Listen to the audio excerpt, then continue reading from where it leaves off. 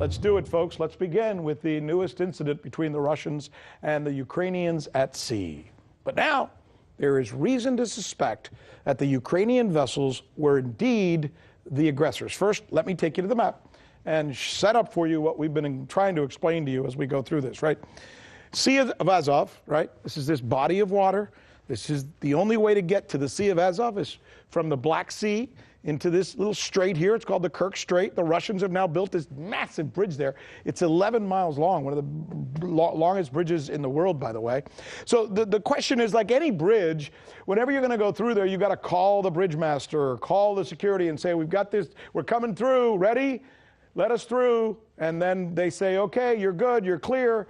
Well, there's questions about this time whether they actually called or were just going through, which side they were going through. So this whole argument comes down to the Russians saying, no, we told them they were coming in, they hadn't been cleared. They're saying, no, we were. So that's what it is, all right? In fact, what I want to do now is I want to share this with you. I want you to listen to the words of one of the Ukrainian sailors who are being detained and questioned by Russian authorities. Take a listen to this. I am Vladimir Lesavoy, commander of the Navy Division of the Ukrainian Military Forces. We entered the Kerch Strait. After crossing the Russian border, we had visual contact with the Russian border service vessels. I consciously ignored their commands to stop. On our boat, we had small arms and a machine gun with ammunition. I was aware that the action of the Ukrainian vessels in the Kerch Strait were provocative. I was following my orders to move our ships from the port of Odessa to Mariupol. So he uses the word provocative. Knew that if we went in that direction, it might be provocative, right? Which is a very important word in this case because the Russians at this point are saying it was a provocative move. They were trying to provoke us, which is why they did what they did. All right, but now, can we say with absolute certainty that this guy who we just listened to here didn't feel compelled to say that? After all, he's being held, he's being detained? Of course not. But it's on the record, and it must be at least considered as part of the evidence that we look at as we all try and figure out what really happened in this conflict, just to be fair. Don Jordan is a former naval intelligence officer, and he's good enough to join us now to help try and analyze this story. Thank you so much for being with us, John. Happy to be here. So, conflicting stories. Ukrainians are saying one thing. The Russians are saying another thing. Some of it is anecdotal. Some of it isn't, by the way. Who do you believe right now and why? It's very hard to know.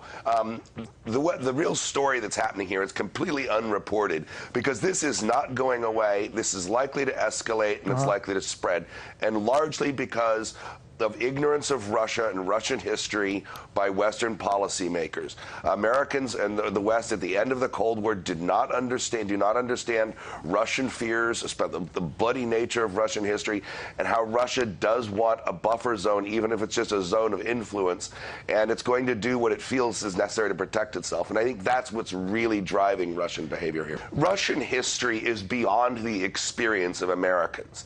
Russian culture, Russian language is hugely complex, and it's driven by their extremely bloody history in the last 100 years in ways that Westerners cannot comprehend. And so that's why, they've been invaded twice, World War I, World War II, hundreds of millions of dead. There is inherent conflict, actually, between ethnic Ukrainians and Russians. Bear in mind that Ukrainians actually were very supportive of the Germans when the Soviet Union was invaded in 1941. Americans tend to think of Ukrainians and Russians as kind of the same thing and poo-poo Russian security interests. It sounds like you're saying we think they all look the same. Let's not go there, but I know exactly the point that you're making. But let me challenge you a little bit on this. Is it just the Russians who are a little paranoid about things that happen around their borders? Wouldn't we do the same thing? Didn't we freak out when we heard somebody wants to put missiles 90 miles away near Havana, Cuba? Oh, that's exactly right. I mean, to a certain degree, that was a little different in a lot of ways. But you have to look at what's the only reason that Russia exists as an independent country and a homogenous people is because it had space to trade for time between 1941 and 1945 in that unbelievably bloody business called World War II. Keep in mind that America and the West only fought about 25% of the German army. It was the Soviet Union and Russia proper that really had to do the heavy lifting in World War II. You know, by the way, I was taken aback. I am surprised. I mean, I really am by the one-sidedness. And I think you may have, I don't know if you caught my open today, but I compared a story back in 2004 where a U.S. naval vessel essentially sunk some poor fishing boat, and the media reported it as, oh, you know, nothing to look at here.